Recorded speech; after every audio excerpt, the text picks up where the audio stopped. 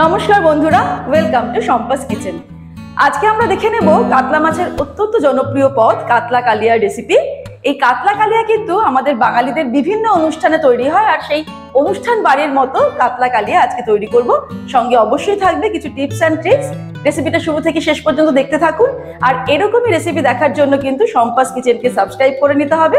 আর রেসিপিটা ভালো লাগলে লাইক শেয়ার করতে ভুলবেন না। তাহলে চলুন শুরু করি। সবার প্রথমে নিয়ে নিয়েছি কাতলা মাছ। এখানে 600 গ্রাম কাতলা মাছ নিয়ে নিয়েছি। 6 পিস মাছ হয়েছে। এরকম একটু বড় বড় সাইজ করে মাছগুলোকে কেটে নিতে হবে। আর পাকা কাতলা মাছ থেকে কিন্তু নিয়ে ভালো করে ধুয়ে জলটাকে ঝরিয়ে নিয়েছি। মাছের মধ্যে নুন দিয়ে দেব। নুন দিচ্ছি আমি হাফ টিস্পুন। তারপরে দেব হলুদ, হাফ টিস্পুন হলুদ দিয়ে দেব। লঙ্কার গুঁড়ো দেব অল্প সামান্য, 1/4 টিস্পুন। এবারে এর মধ্যে দিয়ে দেব সামান্য একটু সর্ষের তেল, ঠিক 1 টিস্পুন মতো সর্ষের তেল দিয়েছি। অনেকেই ভাববেন যে তেলটা কেন দিলাম। মাছগুলোকে আমি আগে ভালো করে নুন, হলুদ, লঙ্কার গুঁড়ো আর তেল দিয়ে মাখিয়ে নিচ্ছি। এই কাতলা মাছও কিন্তু ভাজার সময় অনেক সময় ফাটার একটা প্রবণতা থাকে। যারা রোজ রান্না করে তাদের হয়তো এই অভিজ্ঞতা রয়েছে যে কাতলা মাছ অনেক সময় ফেটে ওঠে। সেই জন্য কিন্তু সামান্য একটু তেল দিয়ে মাখিয়ে নিলে ওই ফাটার সম্ভাবনাটা অনেকটাই কেটে যাবে। আমি দেখো মাছগুলোকে ভালো করে নুন হলুদটা মাখিয়ে নিলাম। এবারে আমরা রান্নাটা শুরু করব। এই কাতলা মাছের রান্না, এই কালিয়া কিন্তু খুবই সময় কম লাগে, তেমন কিছু প্রিপারেশনের দরকার পড়ে না, তাই চটজলদি রান্নাটা হয়ে যায়। এবারে নিয়ে নেব একটা কড়াই। কড়াইটা খুব ভালো মতো গরম হতে দেব।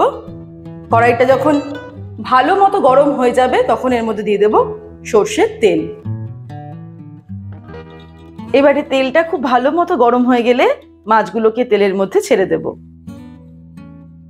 1 মিনিট হতে দেব। তারপরে একটা সাইড হয়ে গেলে এটাকে উল্টে দিতে হবে। কাতলা মাছের কালিয়া তৈরি করার জন্য আমরা মাছটা কতটা ভাজবো সেটা কিন্তু ম্যান টু ম্যান ভ্যারি করে। কারণ যখন অনুষ্ঠান বাড়িতে আমরা কাতলা মাছ খাই সেক্ষেত্রে কিন্তু মাছটা একটু কড়া করে ভাজা হয়, কারণ অনেক মাছ একসঙ্গে রান্না করা হয় যাতে মাছগুলো ভেঙে না যায়। কিন্তু আমরা যখন বাড়িতে রান্না করব সেটা পুরোপুরি নিজেদের চয়েস। যদি আমরা মাছটা একটু কড়া ভাজা পছন্দ করি তাহলে একটু কড়া করে ভেজে নেব। আর অনেকেই আছেন মাছটা একটু হালকা ভাজা পছন্দ করে, তাহলে মাছটা একটু সফট থাকে, নরম থাকে, তাহলে সেই অনুযায়ী আমরা মাছটা কম ভাজবো। সুতরাং এটাই সম্পূর্ণ নিজেদের উপর ডিপেন্ড করবে যে কাতলা মাছটা আমরা কড়া ভাজবো না হালকা ভাজবো। আমি যেমন কাতলা মাছটা কিন্তু খুব বেশি কড়া করে ভাজছি না, কারণ আমাদের মাছটা একটু নরম থাকলেই বেশি ভালো লাগে। আমি হালকা ভেজে নিলাম এপিট ওপিট করে। এবার মাছগুলোকে তুলে নেব। মাছ ভেজে নেওয়ার পর তেলের টেম্পারেচারটা একটু কমিয়ে নিয়েছি। এবারে তেলের মধ্যে ফোড়ন দিয়ে দেবো একটা তেজপাতা, একটা শুকনো লঙ্কা, অল্প পরিমাণে গোটা গরম মশলা, কারণ 600 গ্রাম মাছের জন্য খুব বেশি গরম মশলার দরকার নেই। 1/4 টিস্পুন জিরে দিয়ে দিলাম। এবারে ফোড়নটাকে ফ্রাই করে নেব লো ফ্লেমে 10 থেকে 15 সেকেন্ড। তারপর এর মধ্যে দিয়ে দিচ্ছি কুচানো পেঁয়াজ।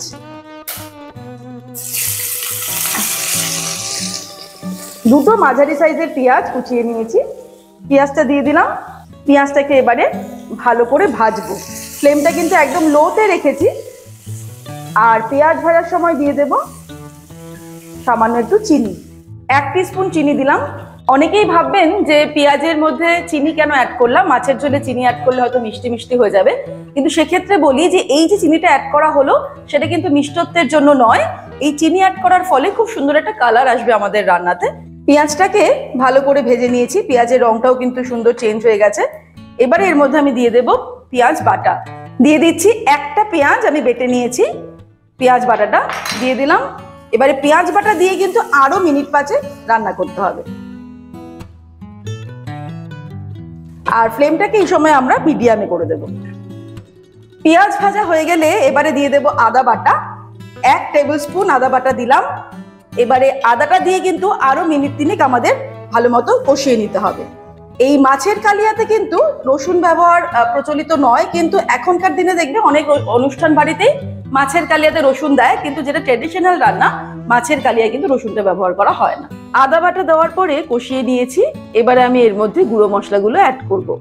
হাফ টিস্পুন দিয়ে দিচ্ছি হলুদ, জিরের গুঁড়ো দিয়ে দেব 1 টিস্পুন, ধনের গুঁড়োটা দিয়ে দিচ্ছি হাফ টিস্পুন, কারণ এই রান্নাটাতে জিরের ফ্লেভারটাই বেশি ভালো লাগবে। হাফ টিস্পুন লঙ্কার গুঁড়ো দিচ্ছি, ঝালটা অল্পই দিচ্ছি। আর দিয়ে দেবো কাশ্মীরি রেড চিলি পাউডার, এটা কালারের জন্য, এটা আমি 1 টিস্পুন দিলাম, কারণ কাতলার কালিয়া মানেই কিন্তু কালারটা খুব ভালো হতে হবে। এবারে মশলা কষানোর সময় একটু জল অ্যাড করব। জল অ্যাড করলে কিন্তু মশলাটা কষানোটা ভালো হয়। মশলা কষাতে 3-4 মিনিট সময় লাগবে। একটু নাড়তে নাড়তে আমাদের মশলাটাকে কষিয়ে নিতে হবে। গুঁড়ো মশলা দেওয়ার পরে মশলাটা ভালো করে কষিয়ে নিয়েছি। যে জলটুকু দিয়েছিলাম সেটা কিন্তু একদম শুকিয়ে গেছে, মশলা থেকে তেল ছাড়তে শুরু করেছে। এই সময় দিয়ে দেব টমেটো পেস্ট। এই রান্নাতে টমেটো বেটে ব্যবহার করলেই ভালো হবে। আমি একটা ছোট সাইজের টমেটো পেস্ট করে দিয়ে দিলাম। টমেটোটা দিয়ে আরো কিছুক্ষণ কষাবো, তবে একই সঙ্গে এর সঙ্গে অ্যাড করে দেব 1 টিস্পুন নুন। আবারও 3 মিনিট মতো কষিয়ে নিয়ে ফিরে আসছি। টমেটো দেওয়ার পরে কিন্তু কষিয়ে নিলাম। এখন কিন্তু গ্রেভির কালারটা জাস্ট অসাম দাঁড়িয়েছে, এ দেখো। এবারে এখানের মধ্যে দেব টক দই। আমি একটা টক দই ফেটিয়ে রেখেছি, ফেটিয়ে নিয়ে কিন্তু দিতে হবে। আর এই সময় কিন্তু ফ্লেমটাকে একদম লোতে রাখতে হবে, বেশি নয়, জাস্ট 2 টেবিল স্পুন টক দই দিলাম। না হলে কিন্তু বেশি টক হয়ে যাবে গ্রেভিটা, সেটা আমরা একদমই চাইবো না। আর গ্রেভিতে এই টক দইটা অ্যাড করার পর এবারে আমরা ভালো করে আরেকটু কষিয়ে নেব, আরো 3 মিনিট মতো। ব্যাস, মশলা কষানো আমাদের কমপ্লিট। এবারে আমি ফ্লেমটাকে হাই করে দিলাম আর এবারে জল অ্যাড করে দেব।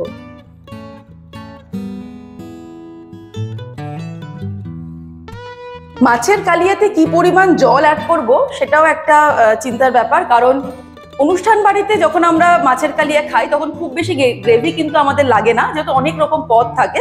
তাই জন্য দেখবে গ্রেভিটা অল্পই থাকে, একটু ঘন গ্রেভি থাকে। কিন্তু আমরা যখন বাড়িতে মাছের কালিয়া রান্না করছি তখন আমাদের ভাবতে হবে যে আর সাথে কি কি পদ আছে, মানে আমরা যেদিনকে রান্না করব যদি অনেক রকম পদ হয় তখন আমাদের মাছের গ্রেভিটা কম লাগবে, তাই আমরা মাছের গ্রেভিটা কম জল অ্যাড করব। আর যদি এরকমই হয় যে হয়তো মাছের কালিয়ার সঙ্গে আর সেরকম পদ নেই, আমাদের ভাতটা খেতে হবে, সেই বুঝে কিন্তু আমরা মাছের কালিয়াতে গ্রেভিটা একটু বেশি রাখবো না একটু কম রাখবো সেটা আমাদের ডিসাইড করতে হবে। আমি মোটামুটি মাঝারি পরিমাণ জল দিয়েছি, যে গ্রেভি মোটামুটি থাকবে। এবার যেই গ্রেভিটা ফুটে উঠলো আমাদের কাজ হচ্ছে মাছটাকে অ্যাড করে দেওয়া। আমি দিয়ে দেবো মাছগুলো। গ্রেভিটা ফুটে উঠেছে।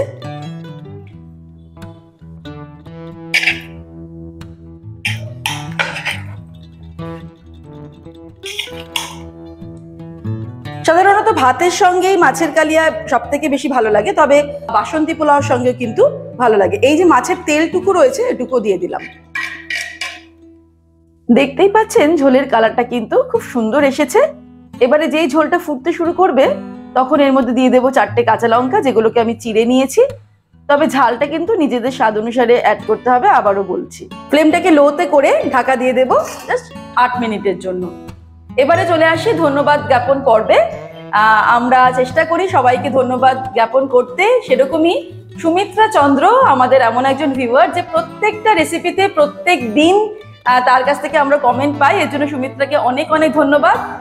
আশা করি আগামী দিনে আপনাদেরও নাম আমি নেব ধন্যবাদ জ্ঞাপন পর্বে। তাই কমেন্ট করতে থাকুন, আর যে রেসিপিটা ভালো লাগবে লাইক করতে আর শেয়ার করতে কিন্তু ভুলবেন না। 8 মিনিট হয়ে গেছে। এবারে আমরা টেস্ট করে একটু দেখে নেব নুন আর ঝালটা।